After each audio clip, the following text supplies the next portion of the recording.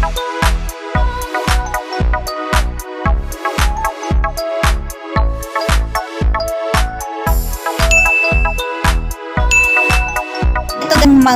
variegated gymnocalcium natin ay kailangan ko na pong ipat dito sa ating mga cute na ceramic pot.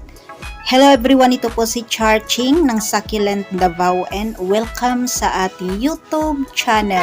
And for today's video, so ito guys, at meron po tayong tatlong cute na ceramic pot dito sa ating table, and then so dito natin guys itanim yung ating mga variegated LB kasi kanina po ay sinilip ko po yung ating mga cactus sa ating tray.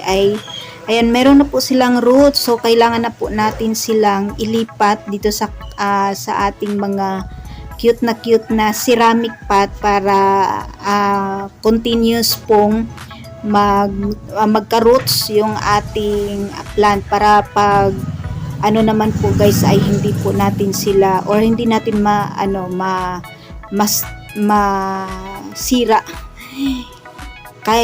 Kasi konti pa lang yung kanilang roots, so kailangan ipat na natin sila para kasi kung ilipat natin na marami na silang roots guys ay ayan, masisira po yung iba nilang roots. So kailangan pag konti pa lang po yung kanilang roots ay ipat na po natin yung ating plant. So ito guys, at meron na pong butas yung ating mga cute na pot. So heto na yung gagamitin nating potting mix, yung ginawan po natin ng experiment. So yan, at naka-prepare na po ako kanina, and then yan guys yung materials na ginamit natin dito sa ating or gagamitin natin dito sa ating cactus. Meron tayong risal, coco cubes, coco hash, and then yung ating charcoal. Ayan, at punuin lang po natin ng soil yung ating pot, kasi pag hindi natin yan punuin ay lulubog po yung ating cactus pag magdilig po tayo ng ating halaman. So kailangan punong-puno po siya guys.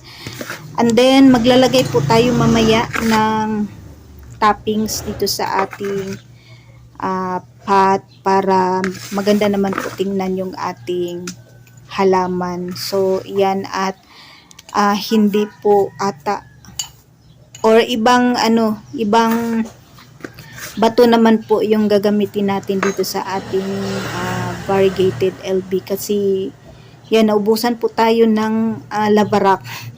So yung ibang bato na lang po yung gagamitin natin guys, kasi wala po ball, and then yan lang po yung available na bato-bato sa tindahan or sa store na pinagpalitan po natin ng bato. So yan, at punuin lang po natin guys yung ating pot ng soil. So yung ginamit nating soil dito ay soilless, yung ating potting mix ay soilless, hindi na po tayo gumagamit ng soil. So soilless po ito, risal, coco cubes, coco hash, and then lang po, carbonized coco shell. Ayan yung ginamit natin guys. So ayan, at yan po yung carbonized coco shell natin na powder. And then heto guys yung gagamitin natin na potting mix, toppings. Ayan, color brown na bato. So parang malapit lang naman siya sa kulay ng ating labarak. So yan, at maganda naman po tingnan kasi yung ating pot ay light color, yellow color, and then yung ating toppings ay may pagka peach, peach brown. And then yung ating mga cactus naman guys ay dark color. So kitang-kita po yung ganda ng ating mga variegated LB.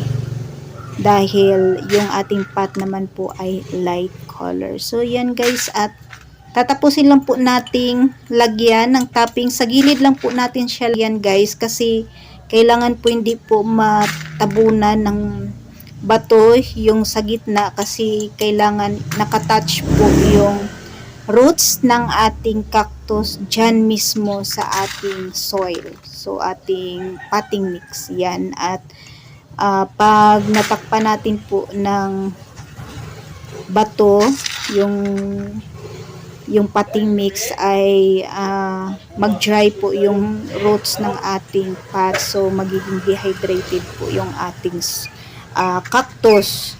So kailangan naka-touch po talaga sa soil, kasi yung soil naman po yung nag-hold ng water. So kailangan makasipsip po talaga sila ng water para hindi po ma-dehydrate yung ating LB. Kasi ayan guys, matambok-tambok na po sila.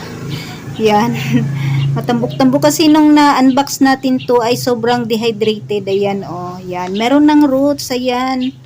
Meron na silang roots. So kailangan wag po tayong magripat na marami na po masyado yung roots, kasi masisira yan. So kailangan pag meron ng konting roots, saka natin sila i-ripat. Ayan. Sobrang ganda.